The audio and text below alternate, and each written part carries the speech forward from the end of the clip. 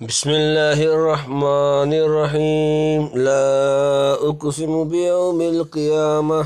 لا اقسم نہیں میں قسم کھاتا ہوں بیوم القیامت قیامت کے دن کی قسم کھاتا ہوں قیامت کے دن کی یعنی قیامت کا دن جس کا ممکن ہونا عقل سے اور متیقن الوقوع ہونا ایسے مخبر صادق کی خبر سے ثابت ہو چکا ہے جس کے صدق پر دلائل قطعیہ قائم ہیں۔ اس کی قسم کھاتا ہوں کہ تم یقیناً مرے پیچھے اٹھائے جاؤ گے اور ضرور بھلے برے کا حساب ہوگا۔ تم بھی واضح ہو کہ دنیا میں کئی قسم کی چیزیں ہیں جن کی قسم لوگ کھاتے ہیں اپنے معبود کی، کسی معظم و محترم ہستی کی، کسی محترم بشان چیز کی، کسی محبوب یا نادر شے کی، اس کی خوبی یا ندرت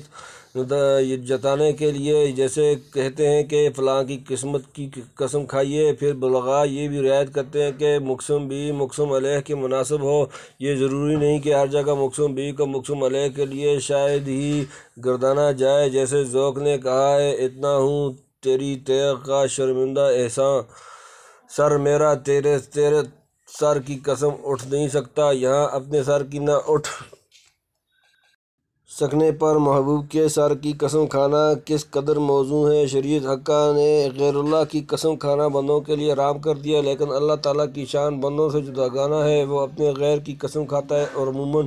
ان چیزوں کی جو اس کے نزدیک محبوب یا نافع یا وقی یا محترم بالشان ہوں یا مقسم علیہ کے لیے بطور شاہد و حجت کے کام دے سکیں۔ یہاں یوم قیامت کی قسم اس کی نہایت وقی و محترم بالشان ہونے کی وجہ سے ہے، اور جس مضمون پر قسم کھائی ہے اس سے مناسبت ظاہر ہے، کیونکہ بعض و مجازات کا ظرف بھی یوم قیامت ہے۔ واللہ عالم۔ ولا اقسم بالنفس اللوامہ ولا اقسم اور نہیں میں قسم کھاتا ہوں بالنفس دل کی اللوامتی اپنے اوپر ملامت کرنے والے، اور قسم کھاتا ہوں جی کی کہ جو ملامت کرے برائی پر۔ محققین نے لکھا ہے کہ آدمی کا نفس ایک چیز ہے، لیکن اس کی تین حالتوں کے اعتبار سے تین نام ہو گئے ہیں۔ اگر نفس عالم علوی کی طرف مائل ہو اور اللہ کی عبادت و فرمانبرداری میں اس کی خوشی حاصل ہوئی اور شریعت کی پیروی میں سکون اور چین محسوس کیا، اس نفس کو مطمئنہ کہتے ہیں۔ یا ایھا النفس المطمئنہ، سورہ نمبر 27۔ ارجعی الی ربک راضیۃ مرضیہ، آیت نمبر 28، سورۃ نمبر 89، سورۃ الفجر 27-28۔ اور اگر عالم سفلی کی طرف جھک پڑا اور دنیا کی لذات و خواہشات میں پھنس کر بدی کی طرف رغبت اور شریعت کی پیروی سے بھاگا، اس کو نفس مارا کہتے ہیں، کیونکہ وہ آدمی کو برائی کا حکم کرتا ہے۔ وما ابرئ نفسی ان النفس لامارۃ بالسوء الا ما رحم ربی، سورہ نمبر 12، سورہ یوسف، آیت نمبر 53۔ اور اگر کبھی عالم سفلی کی طرف جھکتا اور شہوت و غضب میں مبتلا ہوتا ہے، اور کبھی عالم علوی کی طرف مائل ہو کر ان چیزوں کو برا جانتا ہے اور ان سے دور بھاگتا ہے، اور کوئی برائی یا کوتاہی اور جانے پر شرمندہ ہو کر اپنی تئیں ملامت کرتا ہے، اس کو نفس لوامہ کہتے ہیں۔ حضرت شاہ صاحب لکھتے ہیں آدمی کا جی اول کھیل میں اور مزوں میں غرق ہوتا ہے، ہرگز نیکی کی طرف رغبت نہیں کرتا ہے، ایسے جی کو امارہ بالسوء کہتے ہیں۔ بے ہوش پکڑا، نیک و بد سمجھا تو بعد آیا، کبھی غفلت ہوئی تو اپنے خوف پر دوڑ پڑا، پیچھے کچھ سمجھ آئی تو اپنے کیے پر پچھتانے لگا اور ملامت کرنے لگا، ایسا نفس جی لوامہ کہلاتا ہے۔ پھر جب پورا سنور گیا، دل سے رغبت نیکی ہی پر ہو گئی، بےہودہ کام سے خود بخود بھاگنے لگا اور بدی کے ارتکاب بلکہ تصور سے تکلیف پہنچنے لگی، وہ نفس مطمئنہ ہو گیا۔ بتغیر یسیر یہاں نفس لوامہ کی قسم کھا کر ارشاد فرما دیا کہ اگر فطرت صحیح ہو تو خود انسان کا نفس دنیا ہی میں برائی اور تقصیر پر ملامت کرتا ہے، یہی چیز ہے جو اپنی اعلیٰ و اکمل ترین صورت میں قیامت کے دن ظاہر ہوگی۔ ایحسب الانسان ان لن نجمع عظامہ، ایحسب کیا گمان کرتا ہے الانسان انسان ان لن نجمع کہ ہم ہرگز جمع نہ کریں گے عظامہ اس کی ہڈیاں، کیا خیال رکھتا ہے آدمی کہ جمع نہ کریں گے ہم اس کی ہڈیاں، یعنی یہ خیال ہے کہ ہڈیوں تک کا چورا ہو گیا اور ان کے ریزے مٹی وغیرہ کے ذرات میں جا ملے، بھلا اب کس طرح اکٹھے کر کے جوڑ دیے جائیں گے، یہ چیز تو محال معلوم ہوتی ہے۔ بلا قادرین علی ان نسوی بنانہ، بلا کیوں نہیں قادرین ہم قادر ہیں علی پر ان کے نسوی ہم درست کریں بنانا اس کے پورے پورے کیوں نہیں ہم ٹھیک کر سکتے؟ اس کی پوریاں یعنی ہم تو انگلیوں کی پوریاں بھی درست کر سکتے ہیں، اور پوریوں کی تخصیص شاید اس لیے کہ یہ اطراف بدن ہیں اور ہر چیز کے بننے کی تکمیل اس کے اطراف پر ہوتی ہے۔ چنانچہ ہمارے محاورے میں ایسے موقع پر بولتے ہیں کہ میری پور پور میں درد ہے، اس سے مراد تمام بدن ہوتا ہے۔ دوسرے پوریوں میں باوجود چھوٹی ہونے کی صنعت کی رعایت زیادہ اور عادتاً یہ زیادہ دشوار اور باریک کام ہے، لہذا جو اس پر قادر ہوگا وہ آسان پر بطریق اولیٰ قادر ہوگا۔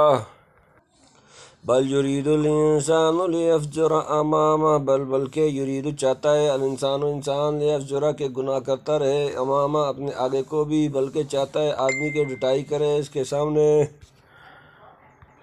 یسأل ایان یوم القیامت، یسأل اور پوچھتا ہے، ایان کب، یوم القیامت روز قیامت پوچھتا ہے کب ہوگا دن قیامت کا، یعنی جو لوگ قیامت کا انکار کرتے اور دوبارہ زندہ کیے جانے کو محال جانتے ہیں۔ اس کا سبب یہ نہیں کہ یہ مسئلہ بہت مشکل ہے اور اللہ کی قدرت کاملہ کے دلائل و نشانات غیر واضح ہیں، بلکہ آدمی چاہتا ہے کہ قیامت کے آنے سے پہلے اپنی اگلی عمر میں جو باقی رہ گئی ہے بالکل بے باک ہو کر فسق و فجور کرتا رہے۔ اگر کہیں قیامت کا اقرار کر لیا اور اعمال کے حساب کتاب کا خوف دل میں بیٹھ گیا تو فسق و فجور میں اس قدر بے باکی اور ڈٹائی اس سے نہ ہو سکے گی۔ اس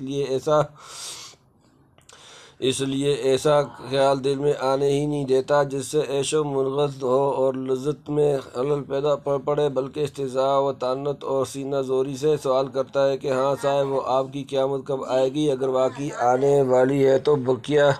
بقیت سنہ و ماہ اس کی تاریخ تو بتلائیے۔ فَإِذَا بَرِقَ الْبَصَرُ، فَإِذَا پس جب بَرِقَ چندیائی جائیں گی، البصر آنکھیں، پھر جب چندیانے لگی آنکھیں، یعنی حق تعالیٰ کی تجلی قہری سے جب آنکھیں چندیانے لگیں گی اور مارے حیرت کے نگاہیں خیرہ ہو جائیں گی اور سورج بھی سر کے قریب آ جائے گا۔ وَخَسَفَ الْقَمَرُ، وَخَسَفَ اور گرہن لگ جائے گا، القمر چاند، اور گرہن جائے چاند یعنی بے نور ہو جائے چاند کو۔ شاید یہ الگ اس لیے ذکر کیا کہ عرب کو بوجہ قمری حساب رکھنے کے اس کا حال دیکھنے کا زیادہ اہتمام تھا۔ وَجُمِعَ الشَّمْسُ وَالْقَمَرُ، وَجُمِعَ اور جمع کر دیے جائیں گے، الشمس سورج، والقمر اور چاند، اور اکٹھے ہوں سورج اور چاند یعنی بے نور ہونے میں دونوں شریک ہوں گے۔ یقول الانسان یومئذ این المفر، یقول کہے گا انسان یومئذ آج کے دن، این المفر کہاں بھاگنے کی جگہ، کہے گا آدمی اس دن کہاں چلا جاؤں بھاگ کر۔ کلا لا وزر، کلا ہرگز نہیں، لا وزر نہیں کوئی بچاؤ، کوئی نہیں کہیں نہیں ہے بچاؤ۔ الی ربک یومئذ المستقر، الی طرف ربک تیرا رب، یومئذ آج کے دن، المستقر ٹھکانہ تیرے رب تک ہے، اس دن جا ٹھہرنا، یعنی اب تو کہتا ہے کہ وہ دن کہاں ہے، اور اس وقت بدحواس ہو کر کہے گا کہ آج کدھر بھاگوں اور کہاں پناہ لوں، اور شاد ہوگا کہ آج نہ بھاگنے کا موقع ہے نہ سوال کرنے کا، آج کوئی طاقت تیرا بچاؤ نہیں کر سکتی نہ پناہ دے سکتی ہے۔ آج کے دن سب کو اپنے پروردگار کی عدالت میں حاضر ہونا اور اسی کی پیشی میں ٹھہرنا ہے، پھر وہ جس کے حق میں جو کچھ فیصلہ کرے۔ يُنَبَّأُ الْإِنسَانُ يَوْمَئِذٍ بِمَا قَدَّمَ وَأَخَّرَ، يُنَبَّأُ جتلا دیا جائے گا، انسان یومئذ آج کے دن، بما قدم وہ جو اس نے آگے بھیجا، وأخر اور اس نے پیچھے چھوڑا، جتلا دیں گے انسان کو اس دن جو اس نے آگے بھیجا اور پیچھے چھوڑا، یعنی سب اگلے پچھلے اعمال نیک ہوں یا بد اس کو جتلا دیے جائیں گے۔ بل الانسان علی نفسی بصیرہ، بل الانسان بلکہ انسان، علی پر نفسی اپنی جان، حالت، بصیرتن باخبر بلکہ آدمی اپنے واسطے آپ دلیل ہے۔ وَلَوْ أَلْقَىٰ مَعَاذِیرَہ، وَلَوْ أَلْقَىٰ اگرچہ لاڑ ڈالے، معاذیرہ اپنے عذر، اور بڑا لاڑ ڈالے اپنے بہانے۔ حضرت شاہ صاحب لکھتے ہیں یعنی اپنے احوال میں غور کرے تو رب کی وحدانیت جانے، اور یہ کہ سب کو اس کی طرف لوٹ کر جانا ہے، اور جو کہے میری سمجھ میں نہیں آتا یہ سب بہانے ہیں، لیکن اکثر مفسرین نے اس کا تعلق يُنَبَّأُ الْإِنسَانُ يَوْمَئِذٍ بِمَا قَدَّمَ وَأَخَّرَ سورہ نمبر 75 سورۃ القیامہ آیت نمبر 13 سے رکھا ہے، یعنی جتلانے پر بھی موقوف نہیں، انسان اپنی حالت پر خود مطلع ہوگا کہ گو بقضائے طبیعت وہاں بھی بہانے بنائے اور ہیلے حوالے پیش لائے، جیسے کفار نے کفار کہیں گے واللہ ربنا ما کننا مشرکین، بلکہ یہاں دنیا میں بھی وہ انسان جس کا ضمیر بالکل مسا نہ ہو گیا ہو اپنی حالت کو سمجھتا ہے، گو دوسروں کے سامنے ہیلے بہانے بنا کر اس کے خلاف ثابت کرنے کی کتنی ہی کوشش کرے۔ لا تحرک بھی لسانک لتعجل بھی، لا تحرک، آپ حرکت نہ دیں بھی، اس قرآن کے ساتھ، لسانک اپنی زبان کو، لتعجل کہ جلد یاد کر لیں بھی، اس کو نہ چلا تو اس کے پڑھنے پر اپنی زبان تاکہ جلدی اس کو سیکھ لے۔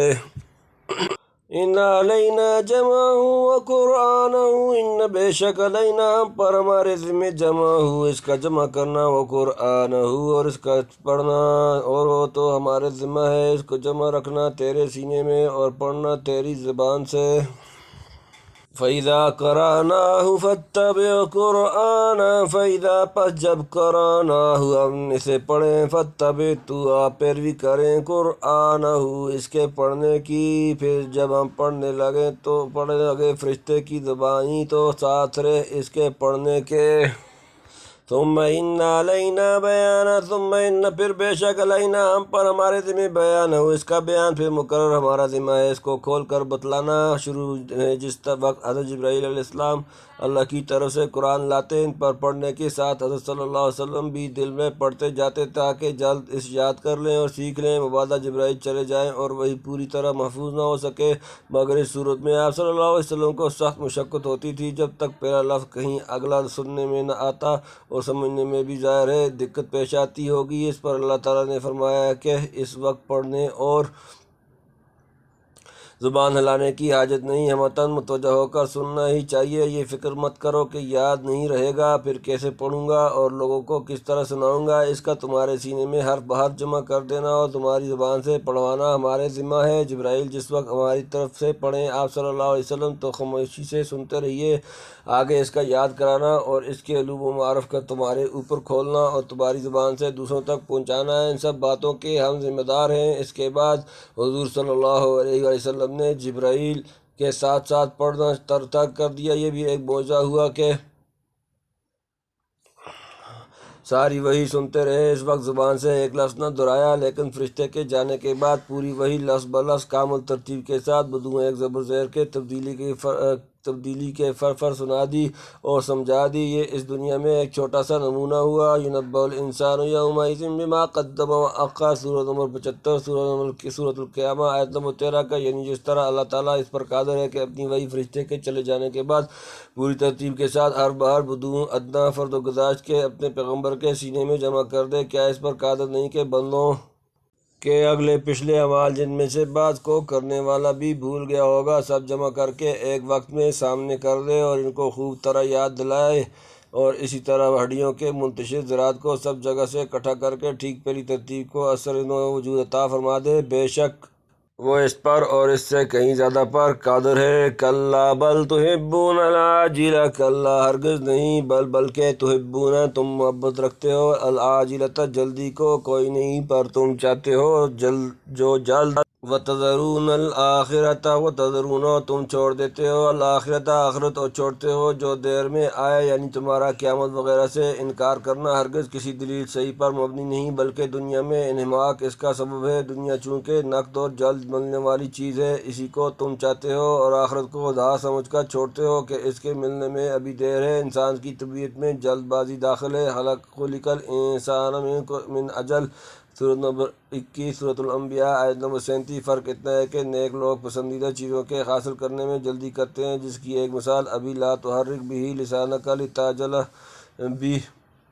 آیت سورۃ نمبر 75، سورۃ القیامہ آیت نمبر 16 میں گزری، اور بدتمیز آدمی اس چیز کو پسند کرتے ہیں جو جلد ہاتھ آئے، آخرکار اس کا نتیجہ ہلاکت ہی کیوں نہ ہو۔ وجوہ یومئذ ناظرہ، وجوہ بہت سے چہرے، یومئذ اس دن، ناظرۃ تازہ برونو، کتنے منہ اس دن تازہ ہیں،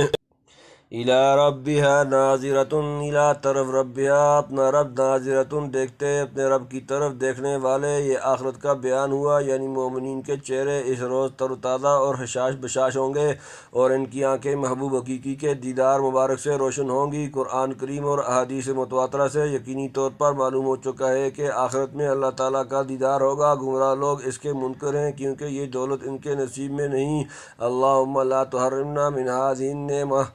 التی لیس فوقها نعمتی ووجوہ یومئذ باسرۃ، ووجوہ اور بہت سے چہرے یومئذ اس دن باسرۃ بگڑے ہوئے، اور کتنے منہ اس دن اداس ہیں، یعنی پریشان اور بے رونق ہوں گے۔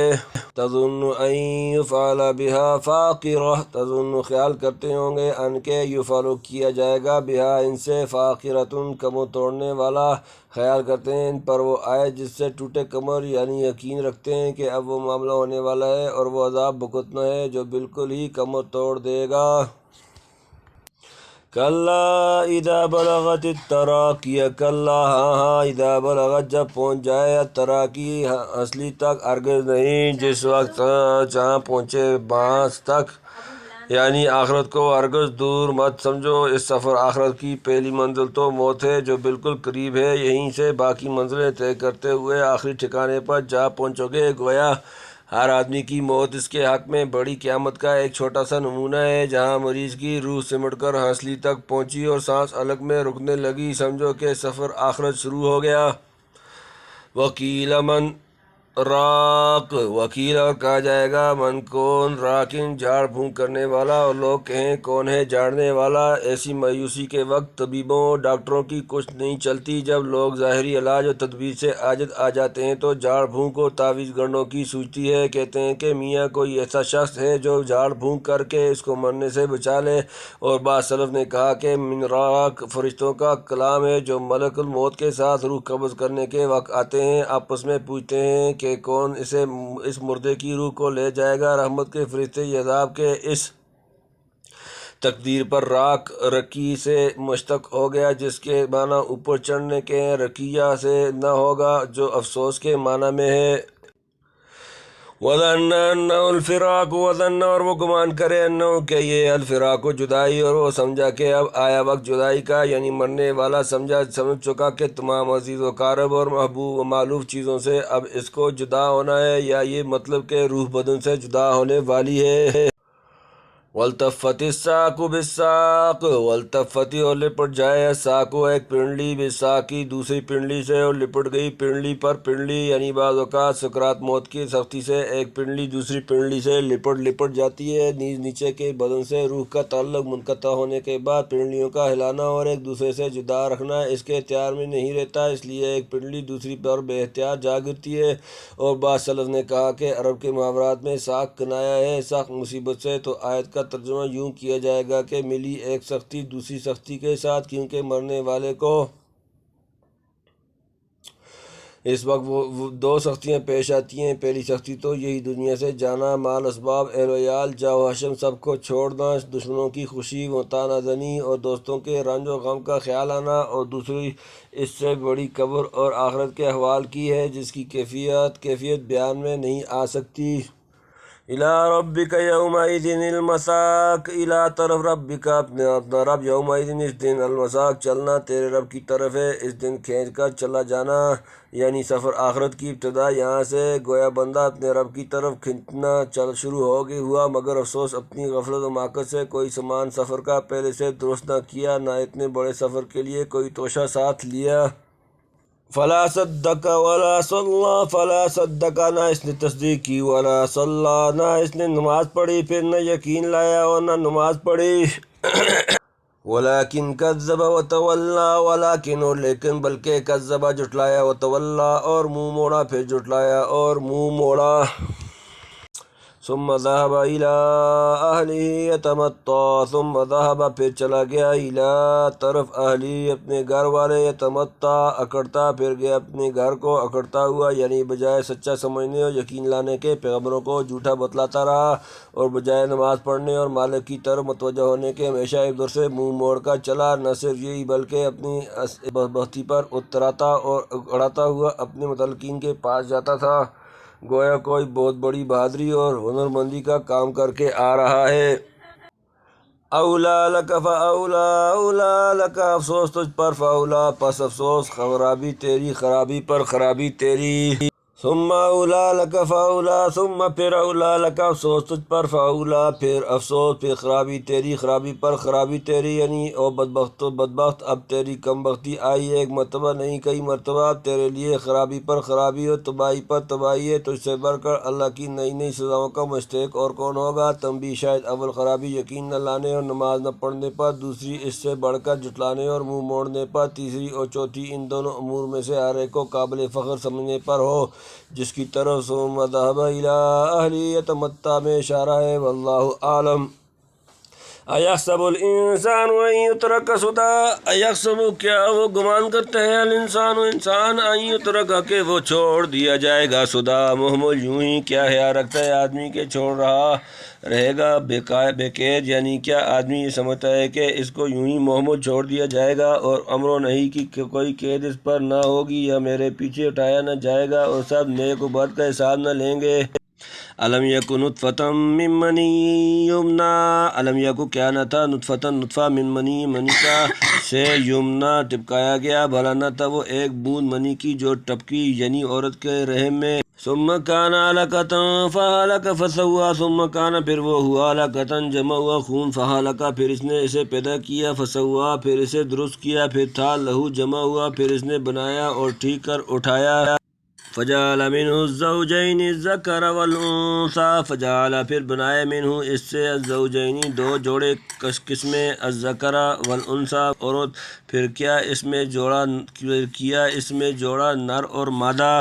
الیس ذلک بقادر علی ان یحیی الموتی، الیس کیا نہیں، ذالک وہ، بقادر قادر اعلیٰ پر، ان یحیی کہ وہ زندہ کرے، الموتی مردے جمع، کیا یہ خدا زندہ نہیں کر سکتا مردوں کو، یعنی نطفہ سے جمے ہوئے خون کی شکل میں آیا، پھر اللہ نے اس کی پیدائش کے سب مراتب پورے کر کے انسان بنا دیا اور تمام ظاہری اعضاء اور باطنی قوتیں ٹھیک کر دیں، ایک نطفہ ایجان سے انسان عاقل بن گیا، پھر اسی نطفہ سے عورت اور مرد دو قسم کے آدمی پیدا کیے، جن میں سے ہر ایک قسم کی ظاہری و باطنی خصوصیات جداگانہ ہیں۔ کیا وہ قادر مطلق جس نے اولاً سب کو ایسی حکمت و قدرت سے بنایا اس پر قادر نہیں کہ وہ دوبارہ زندہ کر دے؟ سبحان اللہم فبلا، پاک ہے تیری ذات اے خدا، کیوں نہیں تو بے شک قادر ہے۔